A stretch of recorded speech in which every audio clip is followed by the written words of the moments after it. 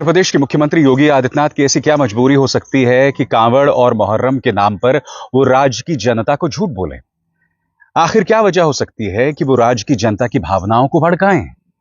आप दूसरी बार सत्ता में आ गए हैं, आप जो सियासत करते हैं वो बहुमतवादी है, फिर भी आप कांवड़ यात्रा को एक शांतिपूर्ण यात्रा बता रहे हैं। मुहर्रम के बारे में आप शब्द कह रहे हैं, आप ये तक कह रहे हैं कि भाई लातों के भूत बातों से नहीं मानते। आप पेड़ कटाई के बारे में गलत बयानी कर रहे हैं, कायदे से मुझे झूठ बोलना चाहिए। आप एक संवैधानिक पद पर हैं, मगर आप खुलकर एक तरफा बातें कर रहे हैं, एक पक्षीय बातें कर रहे हैं। मुख्यमंत्री आदित्यनाथ के शब्द आपके स्क्रीन पर, वो कहते हैं मुहर्रम का हर जुलूस उत्पात, आगजनी और तोड़फोड़ का कारण बनता है। दूसरी तरफ कांवड़ यात्रा चल रही है जो एकता का अद्भुत संगम है। क्या कहा मुख्यमंत्री आदित्यनाथ ने कुछ देर बाद, मगर चलिए, दूध का दूध और पानी का पानी। इसके अलावा वो पेड़ कटाई को लेकर भी कुछ बयानात दे रहे हैं कि किस तरह से मुहर्रम की यात्रा निकालने वालों ने पेड़ काटने की मांग की, मगर ऐसा कुछ कांवड़ की यात्रा में नहीं होता है। ये वो आदित्यनाथ सरकार है जिसने कांवड़ यात्रा के लिए 33,000 पेड़ काट दिए और इस पर नेशनल ग्रीन ट्राइब्यूनल ने आपत्ति जाहिर की थी। फिर भी ये सब हुआ। मगर चलिए, वो बात कर रहे हैं अराजकता की कि किस तरह से मुहर्रम करने वाले अराजकता मचाते हैं। मैं इस बात से मना नहीं कर रहा हूं, कई ऐसे तत्व हैं जो वाकई अराजकता मचाते हैं, मगर मुख्यमंत्री आदित्यनाथ कांवड़ यात्रा को एकता का समागम कह रहे हैं, शांतिपूर्ण कह रहे हैं। चलिए, दूध का दूध और पानी का पानी। आपके सामने मेरठ का ये वीडियो देखिए।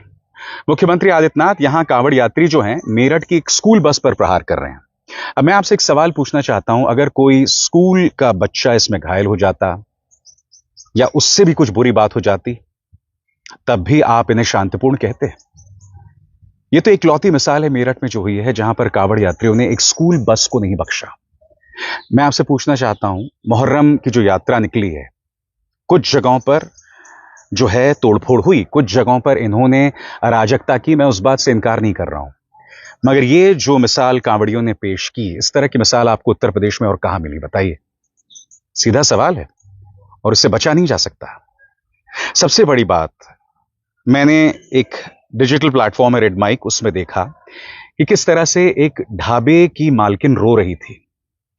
उसका ढाबा बर्बाद हो गया है और यह आरोप कांवड़ियों पर है। वो कह रही थी मैंने बहुत मेहनत के साथ ये ढाबा बनाया था, अब देखिए सब कुछ बर्बाद हो गया है। कई जगहों पर कांवड़ियों ने झूठा आरोप लगाया कि अंडे की करी का जो करी है वो डाला गया खाने में। मकसद ये था कि वो पैसा नहीं देना चाहते थे। ये तक कहा गया कि भाई प्याज डाला गया।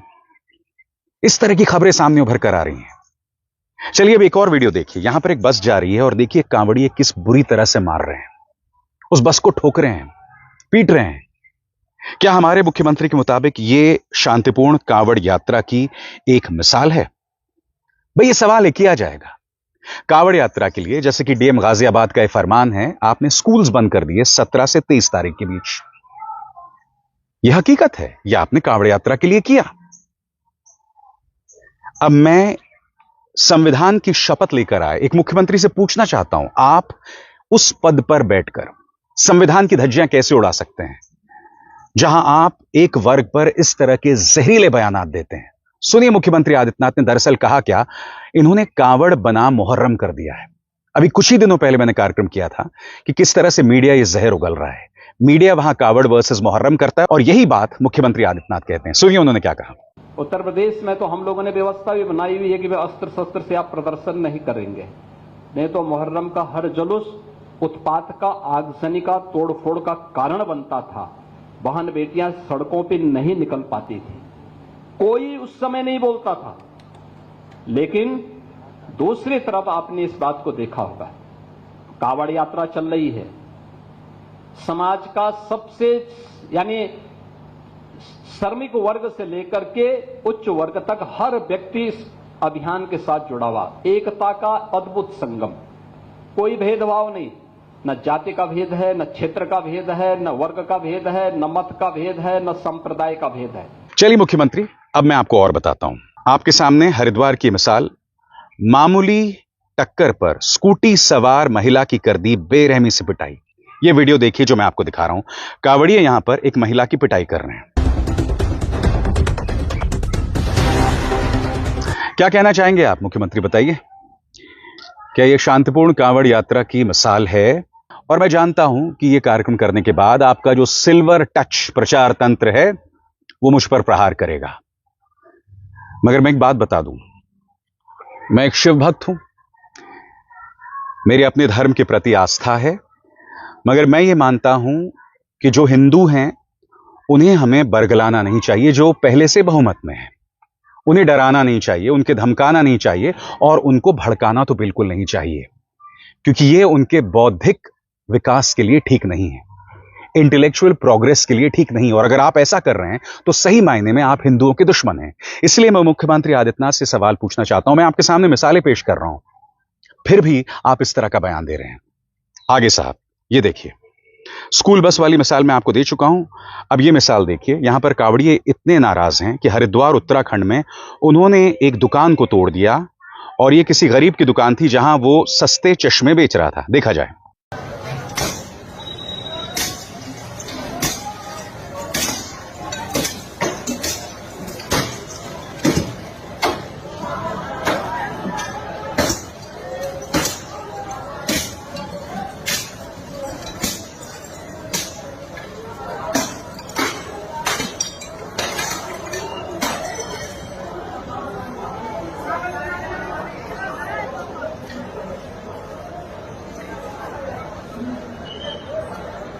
अब आप बताइए, ये जो गरीब है जिसकी दुकान को तोड़ दिया गया, ये हिंदू था। वो जो ढाबे की मालकिन थी जिसकी दास्तान मैंने आपको सुनाई, वो भी हिंदू थी। मैं दावे के साथ कह सकता हूं अगर वो मुसलमान होते तो मुख्यमंत्री आदित्यनाथ को रत्ती भर भी असर नहीं पड़ता, मगर ये तमाम हिंदू हैं। कई जगहों पर एक तस्वीर और आई थी जहां स्कॉर्पियो को तोड़ दिया गया। और ये मत सोचिए कि मुख्यमंत्री आदित्यनाथ का अंदाजे बयां है। ये जो भाजपा का नेता मंत्री है, न जाने किसने इसको मंत्री बना दिया, क्योंकि दिल्ली की अदालत ने इसके खिलाफ एफआईआर दर्ज करने के आदेश दिए हैं दंगा भड़काने को लेकर। कपिल मिश्रा, इसने झूठ कहा था कि दिल्ली के शहादरा में कुछ शरारती तत्वों ने कांवड़ यात्रा पर शीशे डाल दिए हैं। खबर क्या थी? पुलिस ने बाद में बयान दिया कि दरअसल एक एक्सीडेंट हो गया था। एक ई रिक्शा जा रहा था, उसमें काफी शीशे थे, जिसे कोई सुमेध पाल नाम का शख्स चला रहा था। स्वाभाविक सी बात है, हिंदू है। शीशा टूट गया, शीशा बिखर गया। ये वो वीडियो था साहब। मगर कपिल मिश्रा क्या कह रहा था? आपको झूठ बता रहा था, और उसके पीछे साजिश देख रहा था। तो जाहिर सी बात है वो क्या इशारा कर रहा था यह आप भी जानते हैं। मकसद साफ है साहब, हमारे जो धार्मिक आयोजन हैं जिनके जरिए हमें सुकून मिलना चाहिए, खुशी मिलनी चाहिए, उसमें भी इतना जहर डाल दो, उसमें भी इतनी दुश्मनी पैदा कर दो कि हम उसे खुशी से मना भी ना पाएं। क्योंकि एक जमाना था कांवड़ यात्रा जो है वो इस तरह से टकराव का सबब नहीं बनती थी। जब से देश में हिंदू हृदय सम्राट आए हैं, उत्तर प्रदेश ने दूसरी बार ये सरकार आई है, तब से टकराव बहुत बढ़ गए हैं। और ऐसी ढेरों मिसालें हैं। और सबसे बड़ी बात, मुख्यमंत्री आदित्यनाथ कहते हैं कि लातों की बूत बातों से नहीं मानते। और यहां पर जो लोग ताजियां निकालते हैं उनके बारे में बात कर रहे हैं। वो ये भी कह रहे हैं कि ये जो ताजियां निकालते हैं वो लोग कहते हैं कि हाई टेंशन वायर काट दो। फिर वो आगे ये भी कहते हैं ये लोग पेड़ काटने की बात करते हैं, और तुम्हारे लिए हम ये सब थोड़ा ना कर सकते हैं। ये इनका बयान है साहब। कितनी पेड़ कटाई इन्होंने कांवड़ मार्ग के लिए किया? 33,000 पेड़ की कटाई, 17,000 काटे जा चुके हैं। खुद एनजीटी के आंकड़े क्या कहते हैं कुछ देर बाद, मगर पहले सुनिए मुख्यमंत्री आदित्यनाथ के विवादास्पद बोल। किस तरह का है जो इनका अंदाजे बयां है। ये एक ऐसा व्यक्ति है जो एक संवैधानिक पद पर बैठा हुआ है, मगर जहर देखिए साहब, सुनिए क्या कह रहे हैं। इसके ठीक पहले मुहर्रम का आयोजन हुआ। हमने एक व्यवस्था बना दी कि भाई देखो, आप ताजिया की हाइट इससे ज्यादा मत करना, इससे ज्यादा करेंगे तो देखिए फिर आप मांग करेंगे कि पेड़ की टहनी काटो, किसी के घर के छज्जे को काटो, कहीं हाई टेंशन के तार को हटाओ। अब एक आयोजन के लिए हम हाई टेंशन तार हटाएं, एक बड़े तबके के लिए, गांव के लिए या शहर के लिए बिजली बाधित कर दें, तो ये तो उन लोगों के साथ अन्याय है भाई जो बिजली बिल का भुगतान कर रहे हैं। आप बिना बिल का भुगतान किए, बिना सड़क का चार्ज दिए आप अपनी यात्रा निकालना चाहते हैं, और आप इसके लिए जो है चाहते हैं कि हो जाए, या किसी का घर, किसी ने मेहनत करके अपने घर को बनाया, आप उसके बर्जे को तोड़वा रहे हैं। एक पेड़ को लगने में 40 साल 50 साल लगते हैं, आप उसकी टहनियों को कटवा रहे हैं। क्यों कटवाएंगे आप? क्या अधिकार है आपको? चलिए, दूध का दूध और पानी का पानी, वक्त क्यों बर्बाद किया जाए, एक एक करके। पहला, प्रस्तावित पेड़ कटाई। उत्तर प्रदेश सरकार ने राष्ट्रीय हरित प्राधिकरण को सूचित किया था कि गाजियाबाद, मेरठ और मुजफ्फरनगर जिलों में 111 किलोमीटर लंबे कावड़ यात्रा मार्ग के लिए 33,776 पूर्ण विकसित पेड़ काटे जाएंगे। इसके अतिरिक्त केंद्रीय पर्यावरण, वन और जलवायु परिवर्तन मंत्रालय ने इस परियोजना के लिए 1,12,722 पेड़ और झाड़ियां काटने की अनुमति दी। अब तक काटे गए हैं 17,607 पेड़। ठीक है, यह है हिंदू की खबर। आगे, forest survey of India FSI ने अपनी रिपोर्ट में बताया कि इन पेड़ों को अंतिम मंजूरी के बिना नियमों का उल्लंघन करते हुए काटा गया। यह वायर की रिपोर्ट बता रही है। निगरानी कर रहा है? 210 करोड़ पेड़ आप कह रहे हैं लगा दिए गए हैं, कौन निगरानी कर रहा है बताइए? आप कुछ पेड़ काटने को लेकर इतना बवाल कर रहे हैं, और यहां पर कितने पेड़ पहले से काट दिए गए हैं? 17,000 पेड़। मैं एक बात स्पष्ट कर दूं, अगर आपको लग रहा है कि कांवड़ यात्रा के लिए सब करने की जरूरत है, आप करिए, स्वाभाविक सी बात है। ये सरकार की अपनी प्राथमिकता होती है। आपकी अपनी प्राथमिकता आप कीजिए। आपके एक अधिकारी यहां पर एक कांवड़ का पांव दबा रही हैं, ठीक है? जब ये लोग हिंसा करते हैं तो आप कुछ कार्रवाई नहीं करते हैं, आप तमाशा देखते रहते हैं। आप करते रहिए वो सब, मगर कम से कम झूठ तो मत बोलिए साहब। आप झूठ क्यों बोल रहे हैं? और झूठ बोलने का मकसद क्या है? ये लोग जो कानून को हाथ में ले रहे हैं, इनके बारे में आप झूठ क्यों बोल रहे हैं? मुहर्रम के दौरान जो लोग हिंसा करते हैं, मुझे उनके साथ कोई हमदर्दी नहीं है, जेल में डालिए उनको। मगर क्या ये तेवर आप कावड़ियों के बारे में दिखा सकते हैं? कतई नहीं दिखा सकते, क्योंकि आपने गवर्नेंस और नफरत दोनों में कोई फर्क नहीं समझा है।